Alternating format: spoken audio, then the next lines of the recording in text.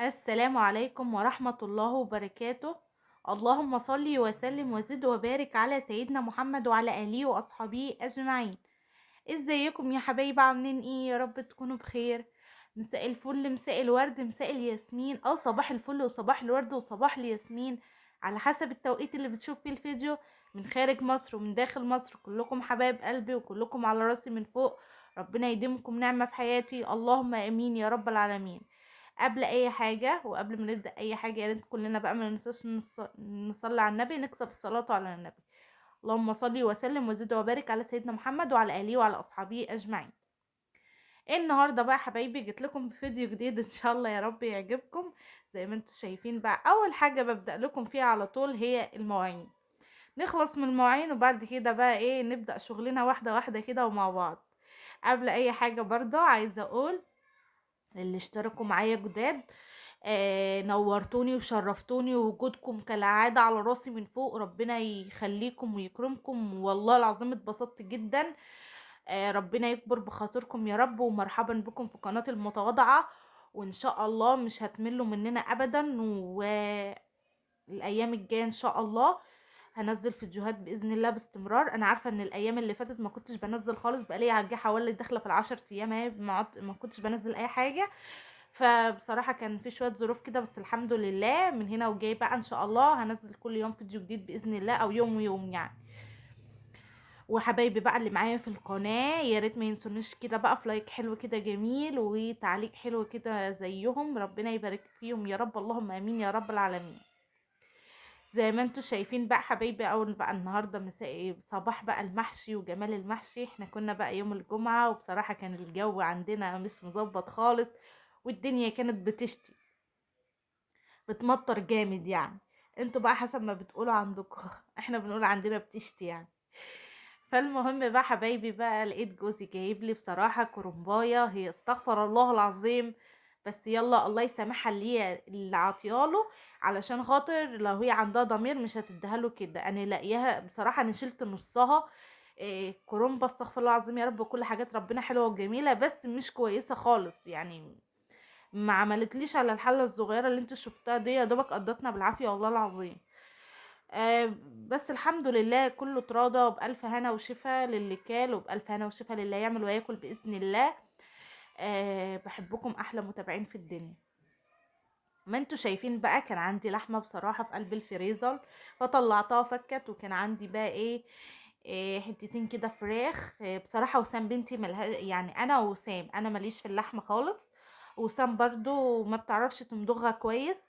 فطلعت بقى الحتتين دول وقلت ليا، واللحمة بقى لابوها وكده. فالمهم حبايبي بقى، بعد ما طلعت الكرنبايه زي ما انتوا شايفين، مسكتها بقى غسلتها بردتها وغسلت يعني، غسلتها عشان تبرد. وبعد كده بقى قطعتها تقطيع بقى ايه كويس كده.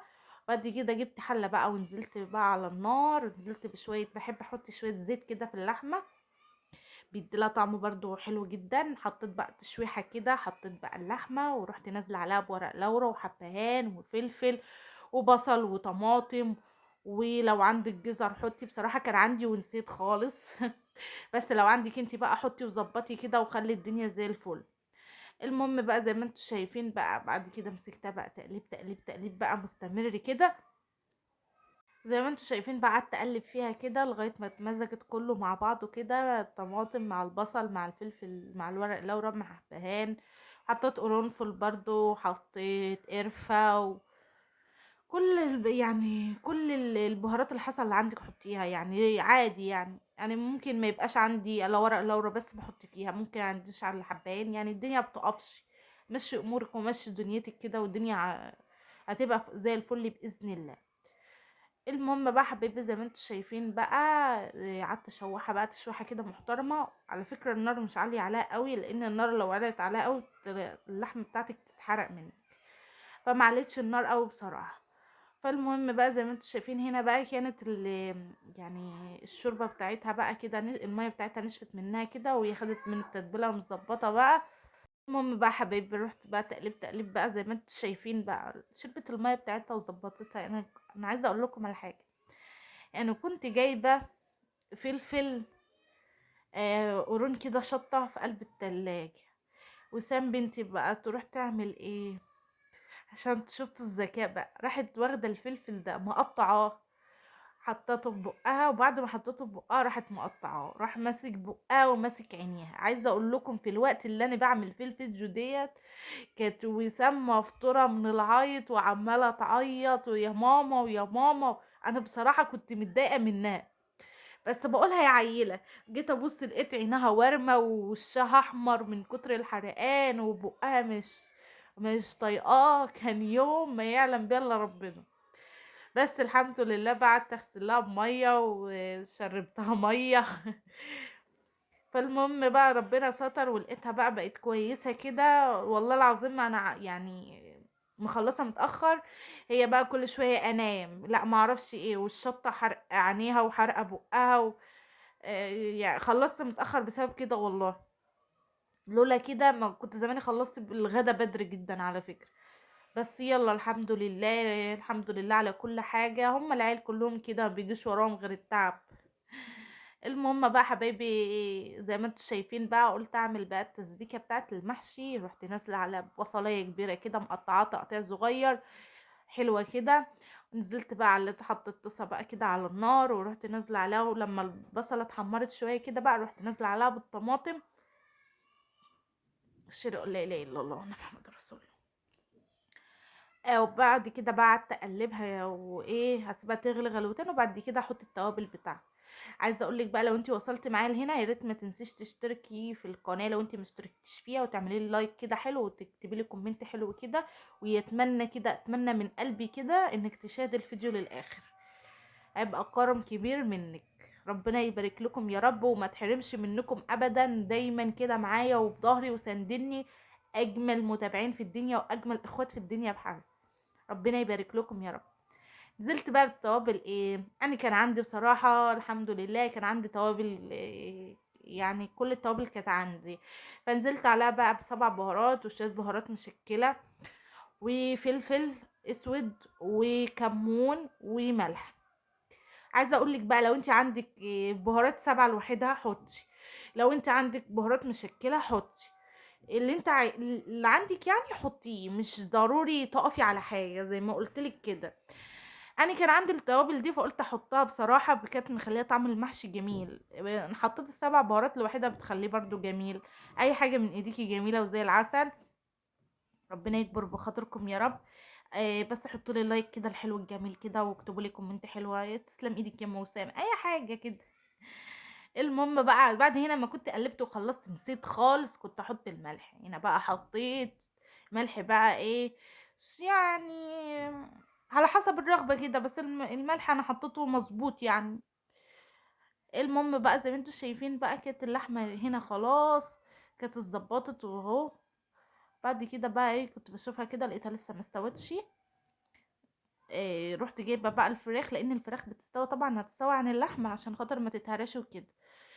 فالمهم بقى رحت ما كنتش حطيت لها ملح، لان اللحمه ما بتتحطلهاش ملح، لما تيجي تدخل في السوا بتقومي حاطه لها ملح. هنا بقى كنت حطيت لها بقى ايه شويه ملح كده، قلت هتغلي غلوه، وبعد كده بقى ايه انشل الفراخ عشان الفراخ ما تتهرش، هما يا دوبك حتتين عشان ما يتهروش زي ما انتوا شايفين بقى.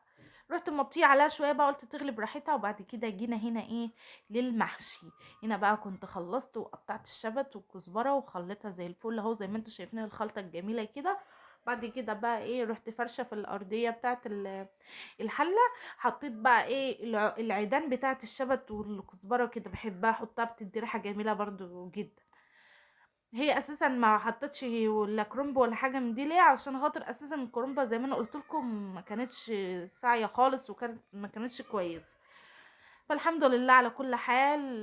فالمهم بقى هنا بقى كانت وسام نازله زن زن زن زن زن زن عينيا يا ماما بق يا ماما. المهم بقى قعدت بقى حشيت كده زي ما انتم شايفين.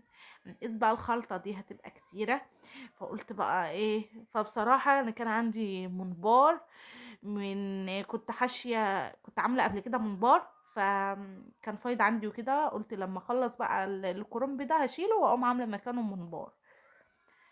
اللهم صل وسلم وزد وبارك على سيدنا محمد. تنسينيش بقى كده، حطي لي بقى لايك حلو كده، روحي حطي اللايك وكملي الفيديو. روحي فين ما انتش هتروحي وانت في قلب الفيديو، بس اتمنى منك كده تكملي لي الفيديو للاخر، وتكتبي لي في الكومنتات وتقولي لي انا كملت الفيديو معاكي للاخر يا وسام، هتكوني اسعدتيني والله العظيم.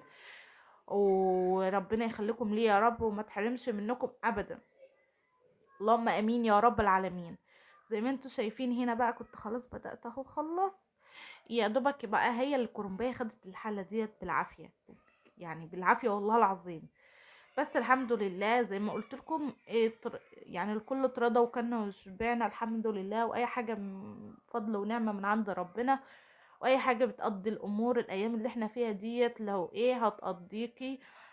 بس نحمد ربنا على كل حاجه، وندعي كده ان ربنا يعدنا منها على خير، ونستغفر ربنا كده ونستعيذ بالله من الشيطان. والحمد لله على كل حاجه. طول ما احنا بنقول الحمد لله، يعني انا لما باجي اشرب بقول الحمد لله الذي اسقاني من غير لا حول ولا قوه، ومثلا الحمد لله الذي اطعمنا من غير لا حول ولا قوه. ربنا بيزيد وبيبارك وبيخلي اللقمه او بيخلي طعم الاكل او الشرب حلو جدا في بقه. المهم حبايبي بقى هنا كان خلاص خلصت بقى، خلصت طبعا المحشي وحطيت له عقده كويس. وبعد كده بقى ايه بحب احط له بقى طبق كده، عشان الطبق بيظبط له عقده كده وبيخليه زي الفل. بعد ما غلى بقى وظبط كده، قمت انا شايله الطبق منه وسبته بقى ايه، وطيت عليه خالص النار، سبته بقى يتلدن مع نفسه كده ويتظبط. كانت اللحمه طبعا استوت ودبت خالص. وهنا بقى كان الممبار خلاص داخل في السوا، كان جميل جدا بصراحه. والاكل كان كله سكر وطعمه حلو، وهي يوم وقضيناه والحمد لله على ما جاب ربنا، والحمد لله على نعمه. آه، اهم حاجه بقى شايفين الحلاوه والجمال بقى، المحشي اهوت والممبار والشوربه واللحمه زي ما انتم شايفين بقى، حاجه جميله بجد والله العظيم. يلا بألف هنا وشفا للي كل، وبألف هنا وشفا اللي هيعمله وهياكل. اتمنى منكم بقى لو عجبتكم العظمه دي ما تنسونوش في لايك واشتراك في القناه، وتفعيل الجرس عشان يوصلكم كل جديد. السلام عليكم ورحمه الله وبركاته.